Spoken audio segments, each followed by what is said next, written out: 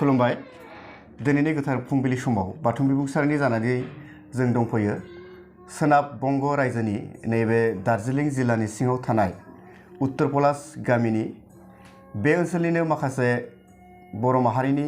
खामानि मावबोनाय बाथौ धोरोमजों सोमोन्दो लाखिनानै खामानि मावबोनाय गेदेमा सासेजों लोगो मोननो हादों बिथाङानो जाहैबाय मन्टु सैब्य गिबि गिबियाव जोङो सार बिथांखौ बाथौ बिबुंसारनि न'खराव बरायग्रोना लानाय जाबाय खुलुमबाय सार खुलुमबाय जे जोङो दिनै नैबे फुंबिलि समाव मोननैसो बाथ्रा जों सावरायनो सानदों जे नोंथाङा गिबियाव गावनि सिनायथिखौ होग्रोदो खुलुमबाय आंनि मुङा मन्टु सैब्य उत्तर पलास गामि दार्जिलिं डिस्ट्रिक्ट बेनि उनाव बर' हारिनि नैबे सोनाब बंग रायजोआवबोदि माखासे बर'फोर दङ बे बर'फोरनि जानानै हारिनि खामानि मावबोनाय आरो बाथौ धोरोमाव जे खामानि मावबोनाय बेखौ जेनेबा सारा माब्लानिफ्राय जागायदोंमोन आरो माबोरै इनकारेज मोनना बेफोर समाजनि एबा धोरोमनि खामानि मावनो आवगायबोदोंमोन बेनि बागै एसे फोरमायदो गिबि गिबियावनो आं बे बाथौ बिबुंसारखौहाय माने गोसो गोरबोजों बावहरबाय जों 2017 सननिफ्राय मोनसे 2016 सनहाय जों बाथौ मोनसे सालि लुफुंनो मोनसे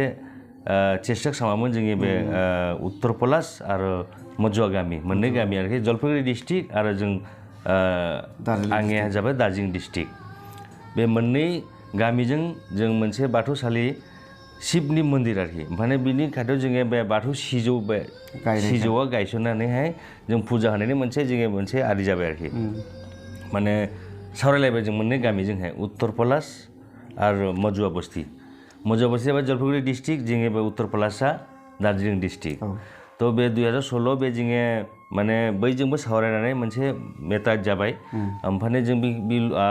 मन्दिरखौ लुफुंनो हाबाय 2017 कमप्लिट बोसोरसेयावनो कमप्लिट खालामनानै ओमफ्राय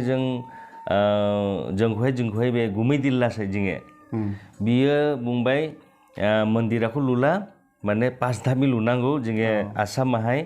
बेबायदि बाथौ मन्दिर लुयो होननानै बेबायदिखौ जों एसे मिलायनानैहाय लुनानै ओमफ्राय बे बाथौखौहाय माने मारै सिबियो माने फुजियो मारै फालियो बिनि थाखाय मिथिनोखाय जोंखौहाय माने आसामनिफ्राय दा बे आसामनिफ्राय बन्थं नार्जारि बेजोंहाय लोगोसे जों ज' जानानैहाय बेखौ सावरायनानै ओमफ्राय दा नैबे बाथौ धोरोमखौ मारै फुजियो मारै फालियो बेखौ जों दा 2017 निफ्राय अपेनिं जाला जोंनि मन्दिरा दा मिथिबोनो मोन्दों जों बे माने सिजौनि बारियाहाय लोगोसे जोंनि बे वेस्ट बेंगलनि आदा सुरेश डेपुटि स्पिकारा बे फैनानैहाय स्पिच होनानैहाय जोंनि बाथौ सिबियारिफोरखौहाय माने खोन्थागासिनो थायो बे जोंनि बाथौ फुजाखौ जों मारै होनांगौ सिजौनि मा अर्थफ्रा होननानैहाय बेनि सिगां जेनेबा बाथौ धोरोमखौ मिथिनायनि सिगां 2017नि सिगांनि बाथ्रा जुदि बेखौ बुंनो थाङोब्ला बे हालामनि रायजो राजाफोरा बा बर' रायजो राजाफोरा माबायदि खान्थिजों इसोर सिबियोमोन बिनि बागै एसे फोरमायदो जोंहालाय बे बाथौ धोरोमा जोङो गोदो माने बौ आबैमोना बे सिजौखौ गायनानै फुजिखायोमोन बेखौनो जों फुजिबोदोंमोन जों मिथिनो हायामोनखि बे सिजौखौ जों मानो फुजियो सिजौनि मोनबा तत्व दं होननानै जों बेखौ दा नै आसामनि मानसिनिफ्राय जों मिथिनो मोन्दों बे बाथौआ सिजौआ माने मोनबा सोनाबजों माने दाजाबनायनि होननानैहाय गोदोलाय जों फुजिखायोमोन सिबिखायोमोन एसानो बे सिजौखौहाय तो माने जोंलाय खालि बिबैफोरा फोरोंनानै गालांनायनि बे इसाबायदि फुजियो होननानै इयुनाव जों मिथिनो मोन्दोंखि इयुनावहाय बे 2017 निफ्राय जेब्ला जों मन्दिर थानसालि लुखांनानैहाय जों मिथिनो मोन्दों आसामनि मानसिनिफ्राय बे सिजौआ माने 5था सोनाबजों दाजाबनानै जानायनि बेनो माने 18 जरा खुन्थिया जेटा थायो बिनि बारायावबो जों गोबाङैनो मिथिनो हाबाय आरो दा नै लासै मिथिनो दङ गोबाङैनो माने आरो बे बाथौ धोरोमनि आरिया मिथिनाया गोबाङैनो माने चेन्ज जादों आरोखि बिनि सिगां जेनेबा सिबिनाय जि खान्थि बियो शिबखौ बिथा खालामनानैनो सिबियोमोन नङा होमबा दाबो बे जिथु गोहोम एसे एनैयाथ' दंखायो निस्सय दंखायो बेखौ जेनेबा लासै लासैहै फोसाबनानै जे बाथौ धोरोमा जे निराकार औ एक इसोरबाद बेनि बागै निस्सय इयुनाव मिथिबावगोन मोजाङै बेनि बागै निस्सय नोंथांमोना दा जि हाबाफारि लागासिनो दङ औ बिनि गेजेरजोंनो सोलिबाय थादों नङा होमबा औ बिनि गेजेरजों सोलिगासिनो थादों लासै लासै दा बेखौहाय जों माने आरिक सामोननाय एडजास्ट खालामनायदों आरोखि जोङो मिथिना मोनबाय जे नोंथांमोना 2017निफ्राय आथिखालसिम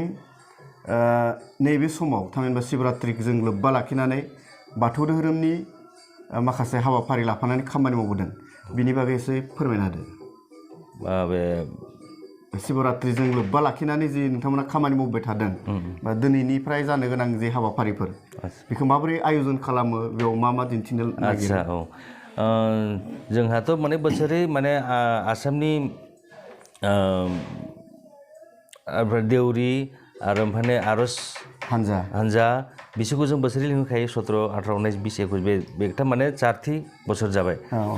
तो ओमफ्राय दिनैनि फान जोङो प्रग्रामा जानाय जोङो बाथौ फुजा बे जेथा थानसालिहाय जों बाथौ सिजौआखौ गायो बे सिजौनि दिनैहाय माने सिजौ बरायनानै बिथिं लांनानै आरिनानै गायसननाय जानाय प्रग्रामा दिनै 10 थारिखै ओमफ्राय हराहाय जे बाथौ आरो माने बे आर'ज हानजा बे दा 3 घन्टानि दा हराहाय माने बे बाथौ आर'जखौ लानाय जानाय ओमफ्राय बिनिफ्राय 11 थारिख गाबोनहाय जोङो मन्थ्रि फैगोन मन्थ्रि फैनानै बिसोरखौहाय बरायनायनि हाबाफारिफोर दङ आरो ओमफ्राय मोनसे आसारनिफ्राय मोनसे सत्सन्द मोनसे आरि दङ ओमफ्राय आरोबाव बेलासि हराहाय जोङो आरोबाव आर'जनि आरि दङ प्रग्राम दङ जे फैबाय थानाय समफोराव बे बाथौ धोरोमखौ बिथा खालामनानै बा नोंथांमोना जि मावबाय थादों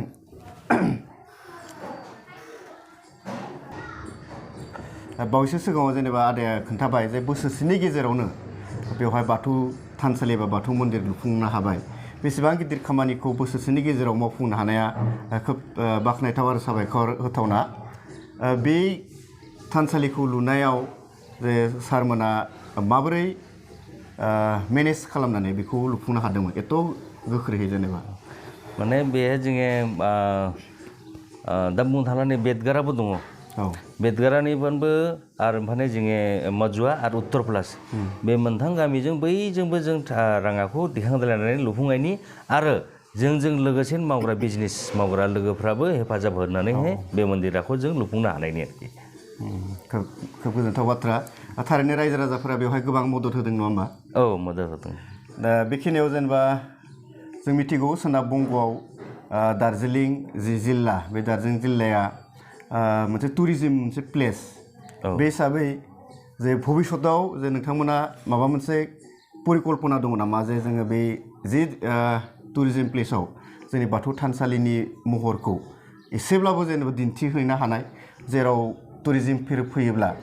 बे जे बाथौ धोरोमनि मोनसे सिम्बल बेखौ मिथिनो हानायनि माबा मोनसे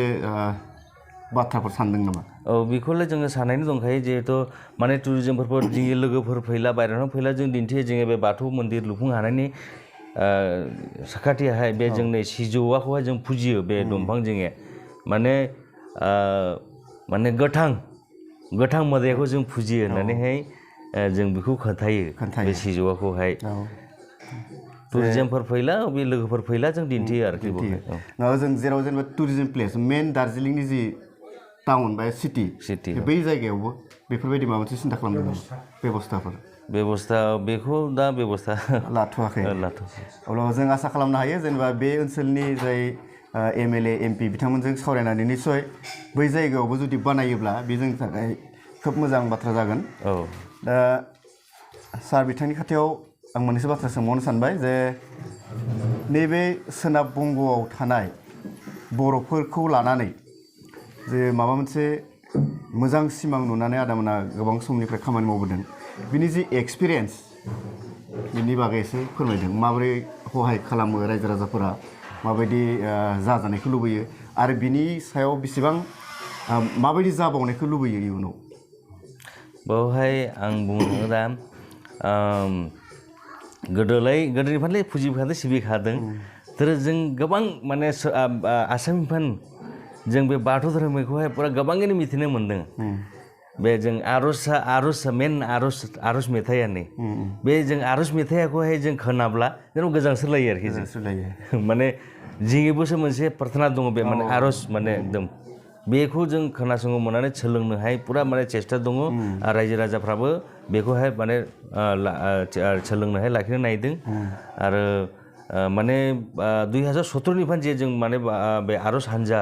बाथौ सिबियारिखौ आसामनिखौ जों लाबोला जोङो बावनि रायजो राजाफ्रा माने गोबाङैनो माने चेन्ज जादों आरोखि माने मिथिनो मोन्दों